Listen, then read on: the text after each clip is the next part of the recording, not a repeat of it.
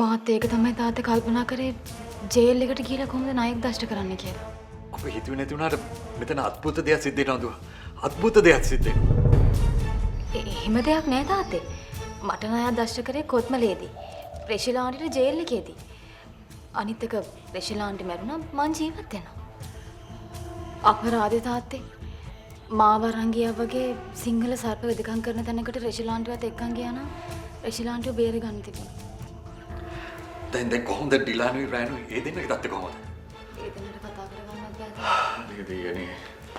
දැන් මේ රෙෂිලාගේ බොඩි එක හොස්පිටල් එකේ. ඒක කවුරු හරි රෙෂිලාගේ පලි ගන්න කරපු වැඩක් වගේ. හිතා ගන්න බෑ. මෙහෙම දේවල් වෙනවද දෙයියනේ?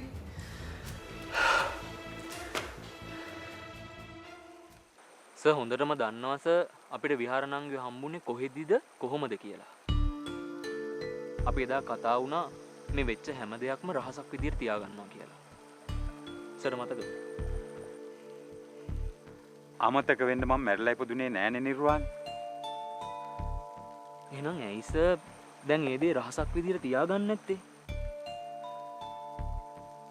ඇයි දැන් මොකද්ද වෙලා තියෙන්නේ? ඈ දැන් කවුද ඒක දන්නේ? අර පසන් ළමයා විතරයිනේ. ඇයි සර් හර්ෂ? දැන් හර්ෂ ඒක දන්නවා කියලා කවුද කිව්වේ? ඒක කවුරුත් කියන්න ඕනේ නෑ සර්. මේ වෙන දේවල් දැක්කහම ඒක එහෙම හිතෙනවා. අනිත් එක සර්ුත් දැන් ඉස්සර වගේ නෙවෙයි. වෙනස්. දැන් මේ නිර්වාණ මොකද්ද මට කියන්න හදන්නේ? සර් හදන්නේ හැමදේම හර්ෂට කියලා විහාරණාංගිව හර්ෂට දීග දෙන්නද සර්? මොනවද නිර්වාණ මේ අහන්නේ? අහන්න තියෙන ඇත්ත සර්. සර් හිතන්න එපා මම මෙහෙම කියන්නේ මට විහාරණාංගිව ඕන හින්දා කියලා. නැත්තම් සර් එහෙම හිතයි. ඒ සර් මට මේ සර් හැසිරෙන විදිහ එච්චර අල්ලන්නේ නැහැ. සර් හොඳටම දන්නවා හර්ෂ කියන්නේ කොහොම කෙනෙක්ද කියලා. හර්ෂ සර්ගේ ඥාති පුතෙක් වෙන එක ඇත්ත. ඒත් සර් දැන් නිර්වාණ කවුද කිව්වේ මං සුදුමැණික හර්ෂට දෙනවයි කියලා? ඈ? ඒක ඉතින් කවුරුත් කියන්න ඕනේ නෑනේ සර්. ඒක ඉතින් තේරෙනවනේ. නිර්වාණට පිස්සුද? පිස්සු මට නෙවෙයි සර්. දැන් නිර්වාණ කියන්නේ මට පිස්සු කියලාද? ඈ? නිර්වාණ. දැන් නිර්වාණ අපේ ගෙදර එනවා. මං එපා කියනවද? නෑනේ. එතකොට පසන් එනවා. මං එපා කියනවද? හර්ෂ කියන්නේ මගේ මල්ලිගේ පුතා. මට පුළුවන් ද හර්ෂට අපේ ගෙදර එන්න එපා කියන්න? අන්න ඒක තේරුම් ගන්න.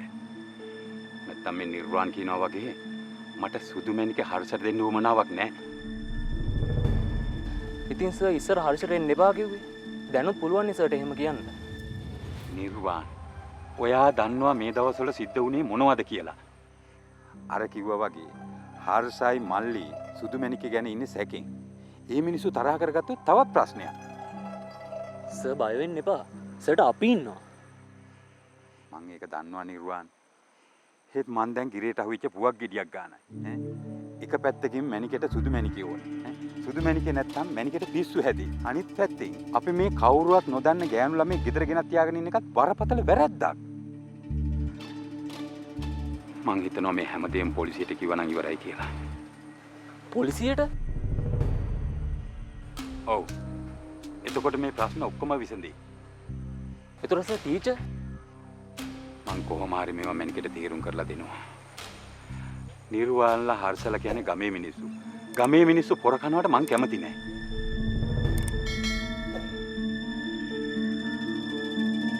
හඳුන්වා දෙන ෆිල්ම්ස් ඇය රුපියල් 99කට විං සහිත කුසස්ම ප්‍රමිතියේ නැප්කිනය.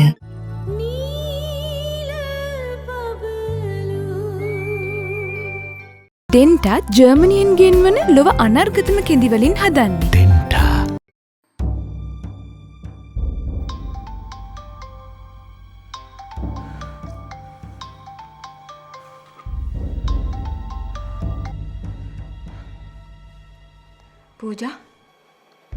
පූජා තමයි.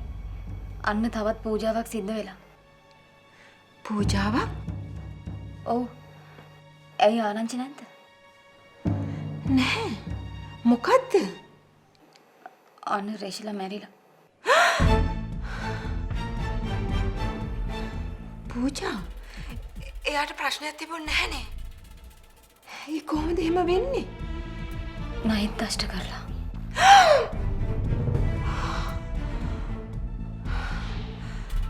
මොකද්ද පූජා මේ වෙන්නේ? ඒක තමයි මටත් හිතාගන්න බැරි.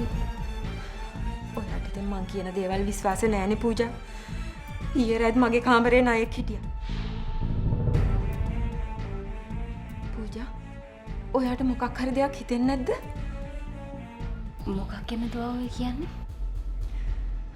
ඔයාට හිතෙන්නේ නැද්ද මේ එකම නයාමයි කියලා? තමුන්ට පිස්සුද?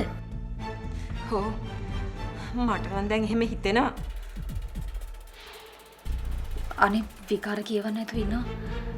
අනිත් එක්ක ඒ දේවල් කාට හරි වුණොත් මොනවා හිතයිද? දැන් හිතන්න දෙයක් නෑ පූජා. මට නම් දැන් දෙයක් හිතෙනවා. මොනවද තමුන්ට හිතෙන්නේ? ළඟදිම මටත් මොන හරි වෙයි කියලා. දැන් මං තමුන්ට කිව්වා නේද විකාර කියවන්න එපා කියලා? පූජා විකාර නෙමේ. හරි. දැන් තමුන් ඔය මොනවා කිව්වත් අපිට මේ කාලේ හොඳ නෑ. කොකටත් පරිස්සම් වෙන්න ඕන.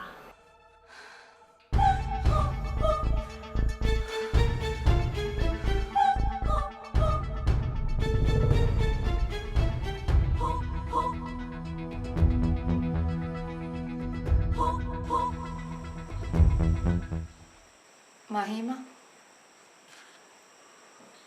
මට ඔයාලට කියන්න දෙයක් තියෙනවා.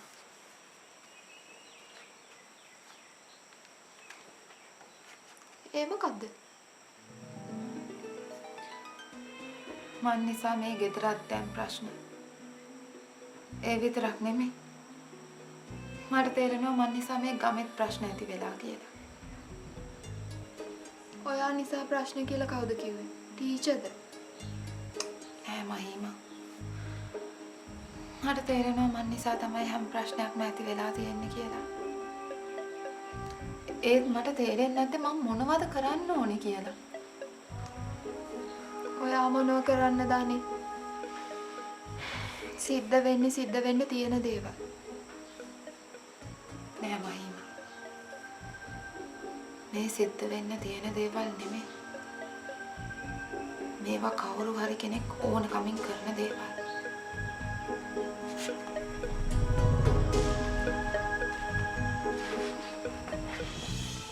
කවුරු හරි කරන දේ? නෑ මං කිව්වේ මේ මට වෙලාවකට හිතෙනවා දෙවියෝ උනත් අපි දිහා බලන්නේ නැහැ කියලා.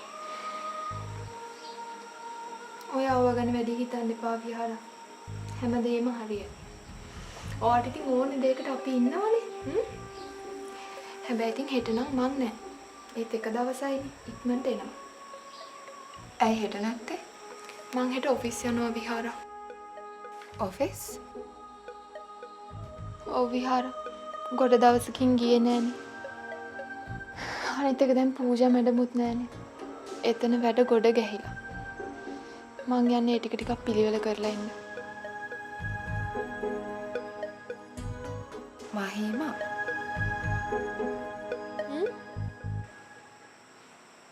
මාත් එන්නද ඔයත් එක්ක ඔෆිස් යන්න? ඒ මොකටද? මාත් ආසයි ජොබ් එකක් කරන්න. එතකොට මේ ප්‍රශ්න ටිකත් ඉවර වෙයිනේ.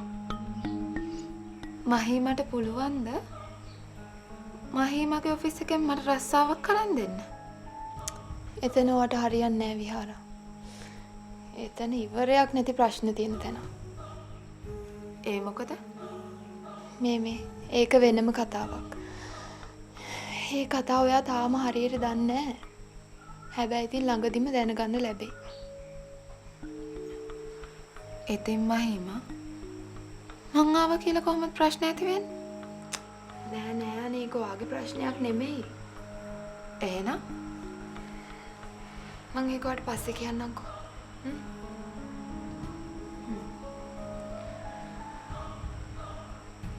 මහිම ඔය ඔෆිස් එකට ගිහින් දැන් කොච්චර කාලයක් වෙනවද? එච්චර කාලයක් නෑ ළඟදීනේ ගියේම. කොහොමද ඒ ඔෆිස් එකේ මිනිස්සු? ඇයි අනේ මං ඔයාලට කියලා තියෙන්නේ? මම මේ ජීවිතේ දැක්ක හොඳම මිනිස්සු ඉන්නේ ඔෆිස් එකේ. විශේෂයෙන්ම පූජා මැඩම්. පූජා මැඩම්? ඔව් විහාරා.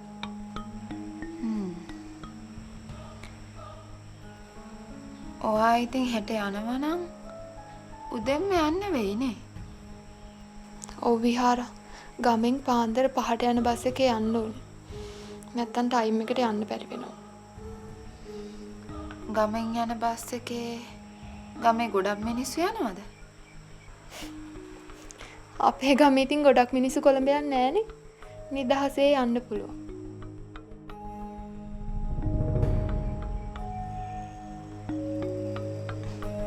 ඒක හොඳයි.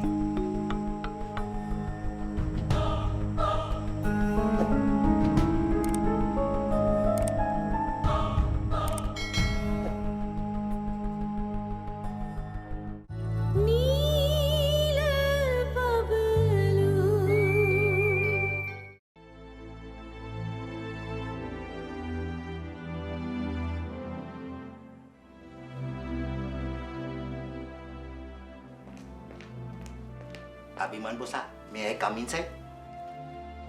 Oh, come. Abiman bosa, මොකද්ද අබිමන් bosa මේ වෙන්නේ යන්නේ? ඇයි මොකද ප්‍රශ්නේ? ප්‍රශ්නේ කියන්නේ අබිමන් bosa මේක දැන් ප්‍රශ්න පත්තරයක්ම වුණානේ. මේ ඔෆිස් එක දැන් නයි ගුහාවක්ම වෙලා. හා මුලින්ම බලන්නකෝ අපේ පූජා මැඩම්ට නයා දස්ත කරා. නා ඊට පස්සේ රෙසිලා මැඩම්ට. of course. ඒක තමයි මාරසිංහ මහත්මිය කල්පනා කරේ මොකද්ද මේ වෙන්නේ කියලා. ඒක නම් හරි. මට හිතා ගන්න බැරි අබිමන් bosa ඒ නයා ජේල් එකට රින්ගලානේ දස්ත කරලා තින්නේ. ඒ සීන් එක එසේ මෙසේ සීන් එකක් නේ අබිමන් bosa. අනෙක් ඉතින් අපේ රෙසිලා මැඩම්ට ජේල් එකේ ඉන්න තාක්කල් කිසිම ලෙඩක් දුකක් තිබ්බේ නෑනේ. I can't believe this. මට හිතන විදියට අබිමන් bosa මේකේ මොකක් හරි ලොකු දෙයක් තියෙනවා අබිමන් bosa. Of course. කුදයක් කියලා කියන්නේ? 33 කෝටියක් දෙවරු උඩ ඉන්නවා කියනවනේ. මං කියන්නේ මේ ලෝකේ හරියන්නේ නැති සෙට් එකටම ෂොට් එක දෙනවද කොහෙද? නේ මේ විකාර කියවන්න එපා මාරසිංහ. sorry අබිමන් bosa මම මේ කිව්වේ මට හිතන දේ. මම එකක් කියන්න. ඊට පස්සේ හිතන දේවල් කියන්නේ ජොබ් එකට අදාළව. මේ අනම්මන දේවල් හිතන දේවල් කියන්න එපා. හොඳයි සර්. අපේ අබිමන් bosa දැන් ෆියුනරල් එකට යනවද? බලමු. මම නම් කියන්නේ අබිමන් bosaට යන්න එපා කියලා. ඇයි? නෑ මේ මම කියන්නේ අපේ මේ පූජා මැඩමුත් ඔෆිස් එකේ නෑනේ. අනික ඉතින් අපේ විශාඛා මැඩමුත් ඔෆිස් එකේ නෑනේ. එහෙම තිබිද්දි අපේ අබිමන් bosa ෆියුනරල් එකට ගියොත් ඔෆිස් එකේ වැඩ බලා ගන්න කවුද? මාර කතාවන්නේ මාරසිංහ. තමුසිතද මම මේ හැමදාටම ඉන්න යනවා කියලා. නෑ නෑ එහෙම දෙයක් නෙමේ අපේ අබිමන් bosa. මම මේ නිකන් කියන්නේ මේ අපේ රෙසිලා මැඩම් ජේල් එකේ හිටියේ මර්ඩර් කේස් එකටනේ. අපේ අබිමන් bosa වගේ වැදගත් කෙනෙක් එහෙම කෙනෙක්ගේ ෆියුනරල් එකට යනවා කියන්නේ ඒක හොඳ නෑ. ඒක මට හිතන විදිහ අපේ අබිමන් bosa. of course. නෙමෙයි මාරසිංහ මම ඔය කාටවත් ඕන විදියට කාටවත් පේන්න වැඩ කරන මිනිස්සෙක් නෙමෙයි. මං කරන්නේ මට හොඳ දේ මට ඕන දේ. ඒක මම දන්නවා sir. I know that. Marasinghe මම එකපාරකුත් කිව්වනේ. හිතන දේවල් කියන්නේ ජොබ් එකට අදාළව. ඔය අනිත් දේවල්ට හිතන දේවල් කියන්න එපා. yes sir yes sir. but what to do sir? මට හිතන විදියනේ sir. යෝ Marasinghe. okay sir. okay. then I'll go. I'm sorry sir. I'm sorry.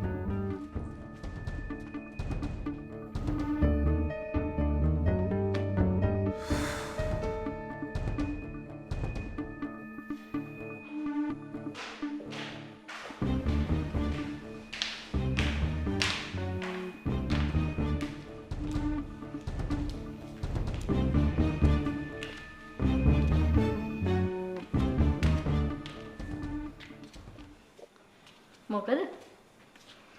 මොනවද කල්පනා කරන්නේ? අනුලා මාවත් නයෙක් වගේ පේනවද?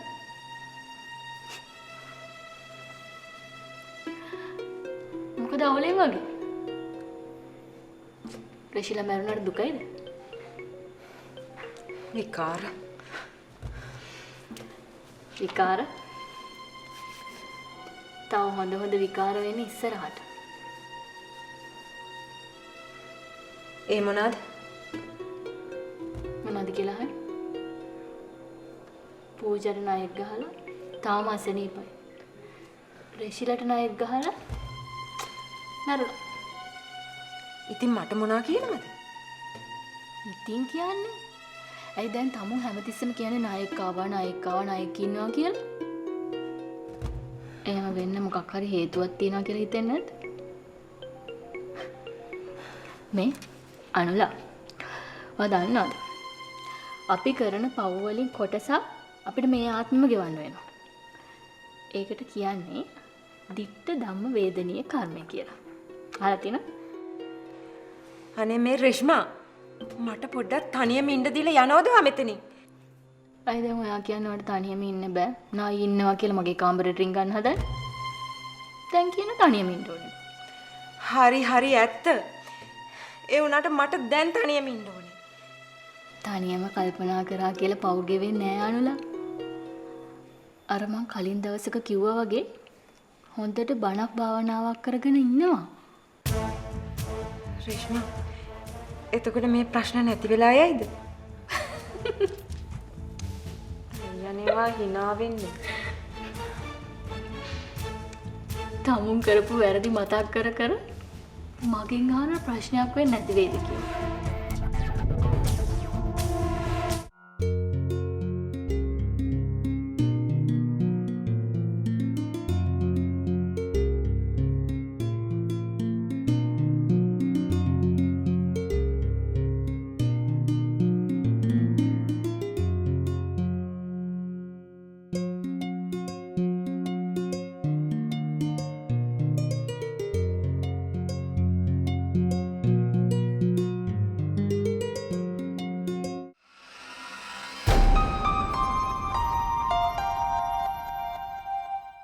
ඔය පූජට ණයෙක් වෙලා ඇවිදින් දෂ්ට කළේ කුරුළු නෝනගේ කවුරු හරි. එහෙමත් නැත්තම් කුරුළු නෝනා තමයි. ඒකට සනීප වුණත් ටිකක් මේ සයිඩ් ඉෆෙක්ට්ස් තියෙනවා කියලා කිව්වා. Side effect